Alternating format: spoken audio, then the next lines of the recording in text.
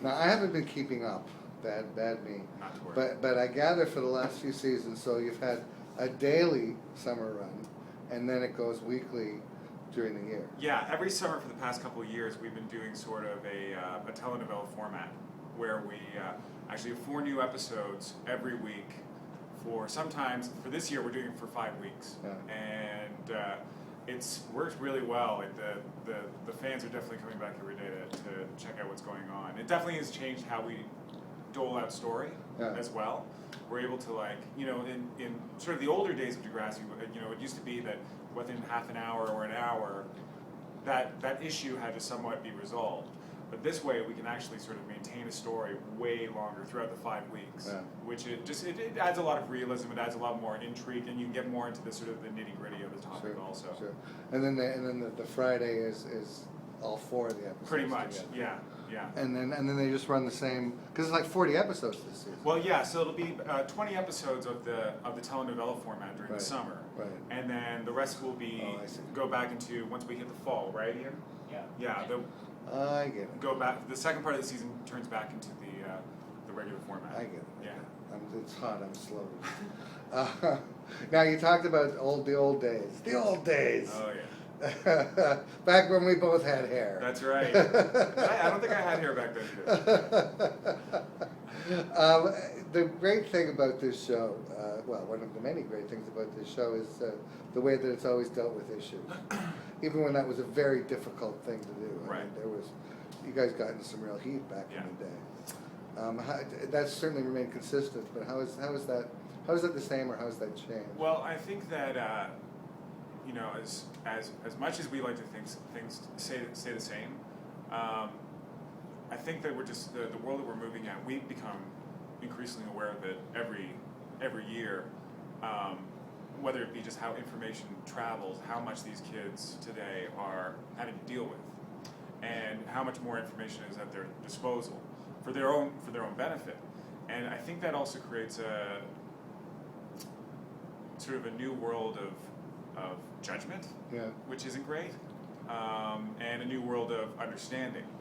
So, we've been, one of our new characters, played by Jordy, who you just met, is sort of, that's been an awakening for us as well. I think it was something that we wanted to address for a couple of years, but we didn't really know how. We didn't really know what the stats were. Yeah. And then we just became fully aware of how many young people are going through, questions about their gender. Yeah. And it just became clear that we had to sort of address it in some way, shape, or form. And you address it with Chaz Bono. I mean, how did that come about? Well, that was, I think Chaz had heard about the show, that we had a transgender youth on the show. Yeah. We met him at the Emmys last year, and he started a dialogue with Linda and Steven. Just talking about how, that he just thought it was really important, that he was really involved in the movement of for youth transgender youth, and he would love to be a part of it. We were like, well, why not? Why wouldn't we have Chaz Bono be a part of this? Of course, it takes a while. That was at the Emmys last year, and to figure out what the proper storyline was that both he and the show would benefit from, and also scheduling in general. Yeah. Whenever we have a celebrity on the show, it usually takes about 6 months of pre-planning to try to get it working, whether it be a band or Chaz Bono. Yeah, that's remarkable too. Is that the byproduct of the show's success in the States is that you have all these incredibly famous, successful fans. Yeah, who want to be on it. 100%. It's funny. I heard someone tweeting the other day. I think it was Judd Apatow's daughter, who's in all his movies, was talking about how her little sister is no longer allowed to watch Degrassi and she's crying. So it's like whether maybe in a couple of years she'll be old enough to watch it, because it's definitely a mature show for its age group. Sure. And but we do have a lot of fans of the show in the United States that are sort of celebrities themselves. I can't tell you. So kids I meet, especially in the States, find out that I was on it, because of course I talk about it. Right. I have a T-shirt now. Yeah. I am like a hero. Yeah, that's great. You were on Degrassi. Yeah, no, it's. I've been getting residual checks. Isn't that nice? I've got $20 so far. That's phenomenal. It's great. I framed the first one. Awesome, awesome. That's great. We were talking about the old days, and what storylines stand out for you from back when you were a student as opposed to a teacher? Well, I mean, way back when, it's funny though, because the stories, as much as they stay the same, change a fair amount. You know, I think that when we found out that Dwayne had become HIV positive was sort of a groundbreaking story for sure. Yeah. And that's a very different world when it comes to AIDS now. Yes. You know, yes. it's the education of that disease is way more. A lot more people know now. Where back then it was really sort of on the cusp of it becoming it was beyond, before it was mainstream. Yeah. Obviously, with Spike getting pregnant, that was definitely a big moment. Yeah, but by the standards of today's television, Yeah, really. that's nothing. That's nothing. You know, now they show 16-year-olds being pregnant in real life and delivering. and it's and the funny thing about that show is like the 16 and pregnant is that, you know, they talk about television and how like it affects youth in this negative way when you talk about these issues, and all that's happened is that show has they've done studies where it's shown that it has an actual negative the kids have a negative response to it and don't want to get pregnant after they watch it. Yeah. And you know, and I'm sure that Degrassi is the same way, where we don't do studies on it, but we definitely know that we have an intelligent following. Yeah. That when they see one of our kids getting into trouble, making the wrong choice, that it's they're not going, man, I really want to try that. Yeah. Meth looks fun, you know. So they're definitely it's one of those shows that, you know, back in the old days, I think we thought the same way, you know, and we're doing the same thing right now. Yeah. Well, okay. So there's the transgender storyline. Yeah. What else are we tackling? We're dealing with the school is really going to be torn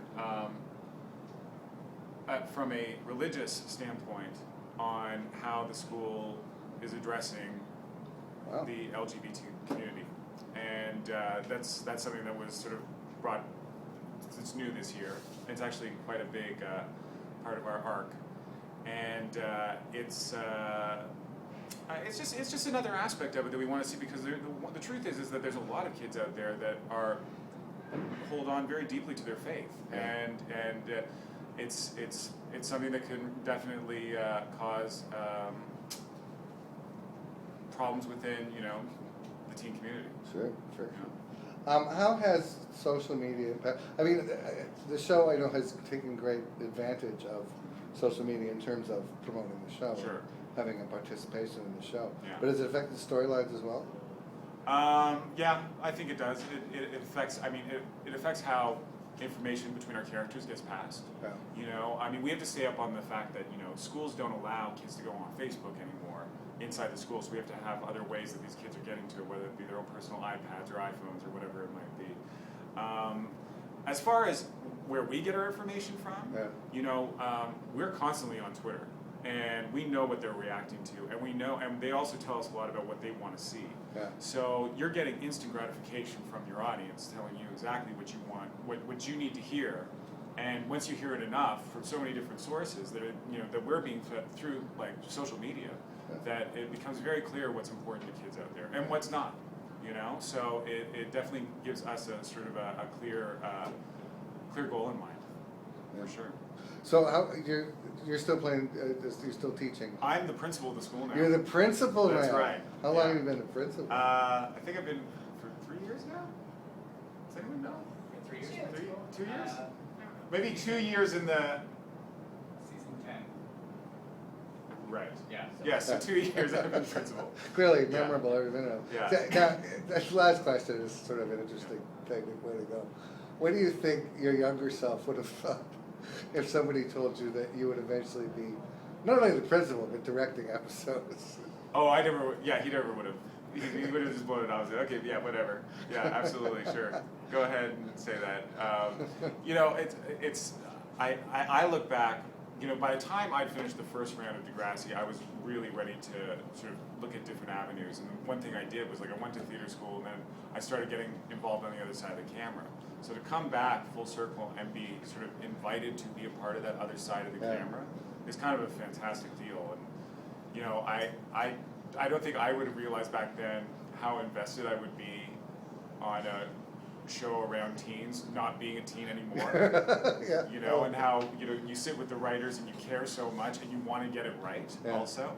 And you know, I think we get it right 95% of the time when it comes to how our audience feels. And every once in a while, we definitely like do checks and balances where we have to go, we've got to get this right as much as we can, you know. And if you don't, you hear about it. We'll hear about it for sure, yeah.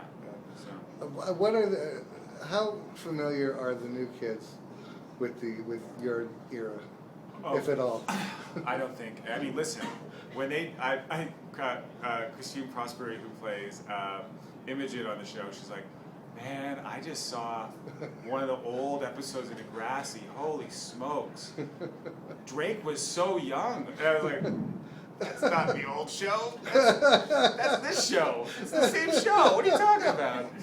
So, yeah, it's they're aware of it for sure, and some of them have seen it definitely, and we make sure they're aware of it, you know. And but that was pretty funny though when I was like, no, that's well, I guess we've been on 12 years now. I mean, that's kind of, you know, we've gone through, I think, about 3 full generations of the next generation. Of the next generation. So it's pretty crazy, and it's a smart model also though, because we, you know, knowing that younger kids are watching the show and they get to come up with Claire, and you know, she wasn't one of the first generations, but now that's just starting a whole new fan base, which is great.